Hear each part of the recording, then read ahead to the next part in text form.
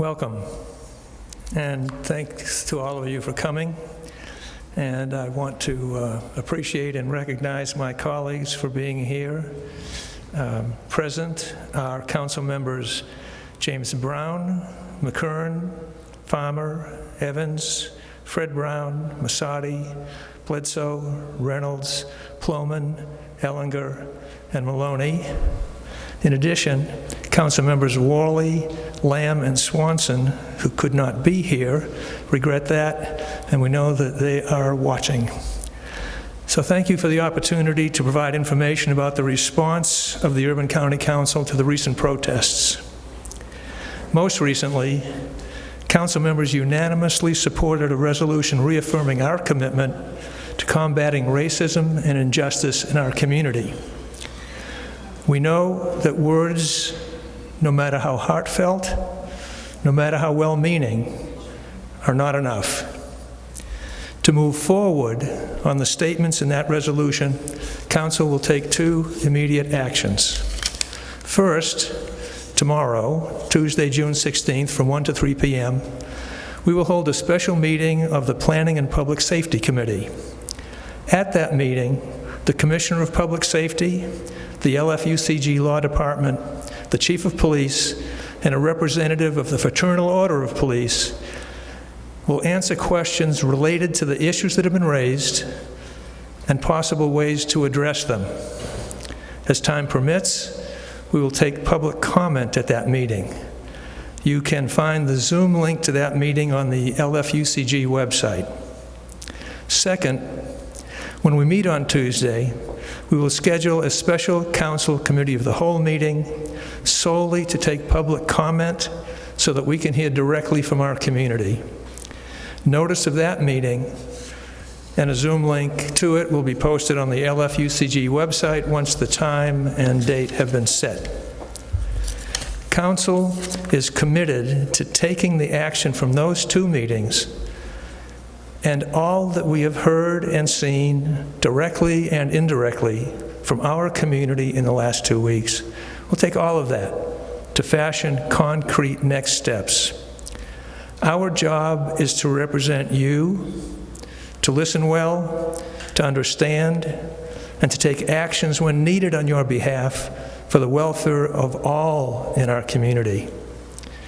Now, Councilmember Masadi, Chair of the Planning and Public Safety Committee, will describe Tuesday's meeting agenda, followed by Councilmember James Brown with a few remarks.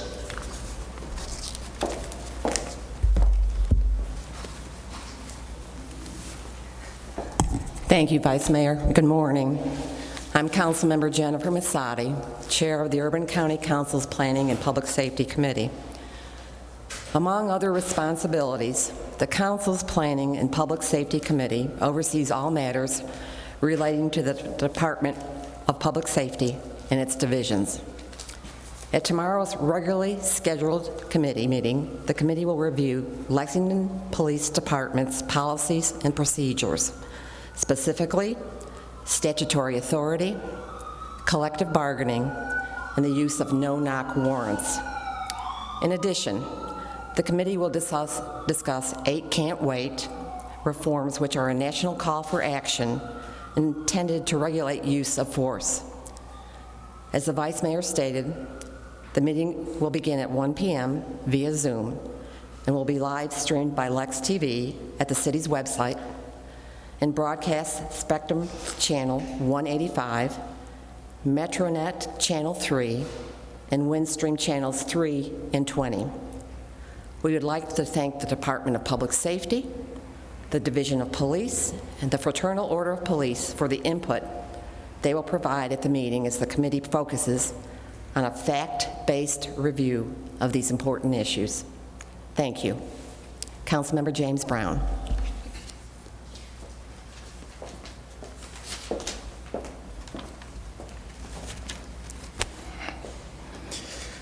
Good morning. I'm 1st District Councilman James Brown, and I'm going to take a moment of privilege to acknowledge two very important people to this community. One, Mr. Carl White, who I learned last night had just recently passed. He's a longtime community leader, advocate for the East End neighborhood, which is one of the neighborhoods I'm going to reference a little later. And then also, I'd like to acknowledge our chief, Chief Weathers. Him and his staff have to have one of the hardest jobs right now because they're the direct target or focus of people's frustration and outrage. The streets are talking. People in our community are talking, and we all have to listen. I represent neighborhoods in North Lexington that have a high concentration of the city's Black and brown population, as well as a lot of low-income neighborhoods. And as someone who is born and raised here in Lexington, I can attest that there are inequities and injustices that exist in Lexington. Most of them really highlighted from the pandemic that we're currently going through in regards to access and opportunities.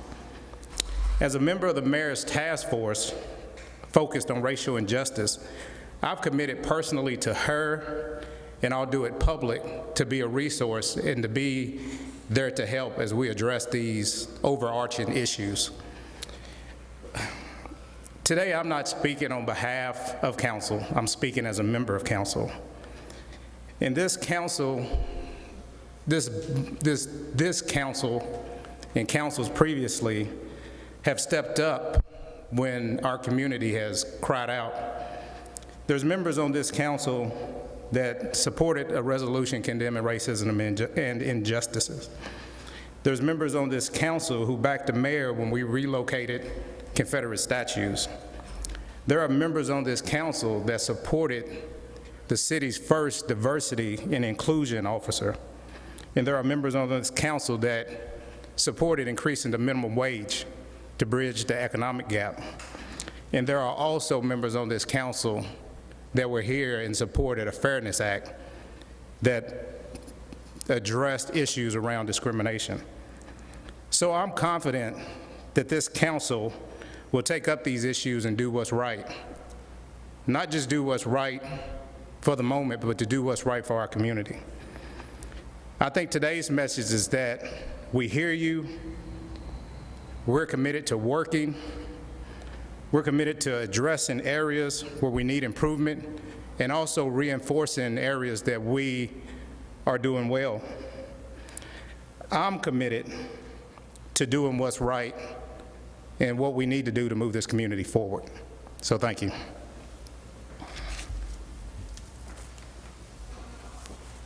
Thank you, Councilmember Brown and Councilmember Masadi.